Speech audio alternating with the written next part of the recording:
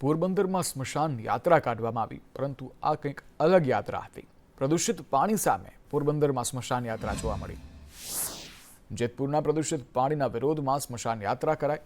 Dying ઉદ્યોગના પાણીની યોજનાનો વિરોધ કરાયો છે। સ્મશાન યાત્રામાં 8 થી 9 હજાર લોકો જોડાયા, જ્યારે સામાજિક સંસ્થાઓ પણ મોટી સંખ્યામાં જોડાયા। તો એ લોકો આટલી લાંબી પાઇપલાઇન નાખીને ખર્ચા કરીને અહીંયા સુધી પાણી ઠાલવે છે। જો એ ખરેખર પાણી શુદ્ધ હોત તો એને ત્યાં ને ત્યાં ભાદર નદીમાં નહાવી દેવું પડત, પણ એ લોકોને ખબર છે કે એ પાણી એટલું ખરાબ છે કે જો એ નદીમાં, જમીનમાં અને શુદ્ધ પાણીમાં ભળશે તો ત્યાંની બાયોડાયવર્સિટી નાશ પામશે, લોકોને રોગ થશે।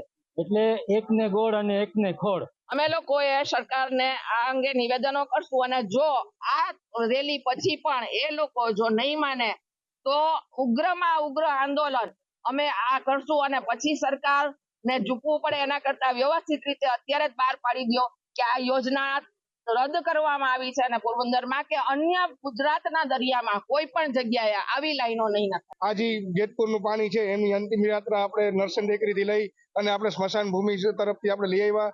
અમને એમને અંતિમ દંડ દઈ અને એમને શ્રદ્ધાંજલિ આપી અને લોકોએ અને આપણી એક દીકરી જે છે એમને બી આપણે મોદી દાદાને વિનંતી કરી છે કે મોદી દાદા અમારું દરિયો છે એ શુદ્ધ કરો, ગંદુ ના કરો અને જે શુદ્ધ છે એ રીતે જ રાખો। हे मोदी दादा, प्लीज पोरबंदर में ये पानी मत आने दीजिए। हम सब बच्चे आपके बीमार हो जाएंगे, समुद्री जीव मर जाएंगे। आप भारत स्वच्छ रखने की बात करते हैं, फिर गंदा पानी आएगा तो फिर भारत स्वच्छ कैसे रहेगा?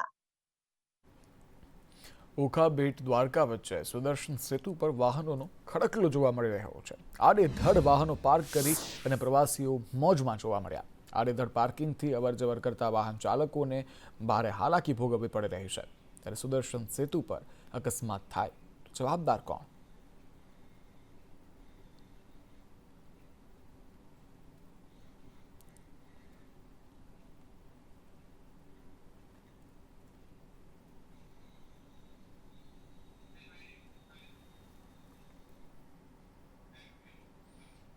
દિવ્યાંગ ભુવાના સમર્થકોની વિજ્ઞાન જાથાને ઓપન ચેલેન્જ જોવા મળી। થરામાં દિવ્યાંગ ભુવાના સમર્થકો ઉમટી પડ્યા।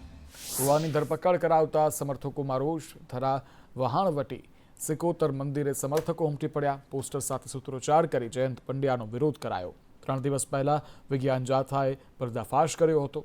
પોલીસ સામે ફરી નહીં ધૂણવા ભુવાએ સ્વીકાર પણ કર્યો હતો। ત્યારે સમર્થકોનો સાથ મળતા ભુવાજી વાત પરથી પલટ્યા અને ધૂણવાનું ચાલુ રાખવાનો ભુવાએ હુંકાર ભર્યો।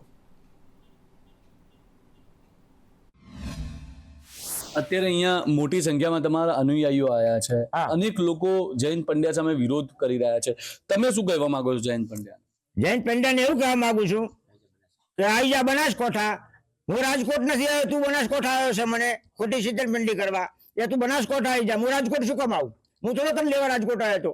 અને સાહેબ હું એવું કહું છું કે વસ્તીને હું તેડવા જતો નથી, વસ્તી એમ આવે છે, અહીંયાનો વિશ્વાસ એ આવે છે, હું કોઈને તેડું મૂકતો નથી। તો આ હતા ભુવાજી, જેમનું કહેવું છે કે અમે કોઈ વસ્તીને લેવા જતા નથી, વસ્તી તેમની શ્રદ્ધાથી આવે છે ને તેમની મનોકામનાઓ પૂર્ણ થાય છે। જયંત પંડ્યાએ જે પણ જે કાર્ય કર્યું છે તે ખૂબ જ દર્દનાશક છે, ખોટું કાર્ય કર્યું છે અને તેની સામે અત્યારે સૌ કોઈમાં રોષની લાગણી પ્રવર્તેલી જોવા મળી રહી છે। ધવલ જોશી, સંદેશ ન્યૂઝ, થરા, બનાસકાંઠા। બનાસકાંઠાના ભુવા મુદ્દે જયંત પંડ્યાનું નિવેદન સામે આવ્યું। તેઓએ કહ્યું કે કથિત ભુવા 8 વર્ષથી નિંદક દોરા ધાગા કરતો હતો। પોલીસને સાથે રાખી ભુવાની કપટ લીલા બંધ કરાવી હતી। આવું કૃત્ય કરી અને તે પૈસા કમાતો હતો કદાચ, ત્યારે આવું કૃત્ય ફરી નહીં કરવાની કબૂલાત કરી અને માફી પણ માંગી હતી। મળતિયાઓને સાથે રાખી સારી પેરવૃત્તિનો વિરોધ કર્યો છે। ભારતીય દંડ અંધશ્રદ્ધા કાયદા મુજબ કાર્યવાહી થશે। અમે પરામર્શ કરીને ત્યાં માન સન્માન સહિત પોલીસ સ્ટેશને લાવવામાં આવેલ હતા। ત્યાં પણ એની મેળે હાથ જોડીને પોતે પગે લાગીને માફી માંગી। તો એને આ બધી હકીકતને વિકૃત સ્વરૂપે કોઈ લેભાગુઓએ આખું ષડયંત્ર કરી અને ભુવાના જે આડની અંદર તો પોતે રોટલા શેકતા હોય કે એની દુકાન ચાલતી હોય અને બંધ થઈ જાય તેવું લાગતા તે ખોટો ઉહાપો શરૂ કર્યો છે। લોકોને તર્ક વિતર્ક અને ગુમરાહ કરવાનું એક કૃત્ય કર્યું છે।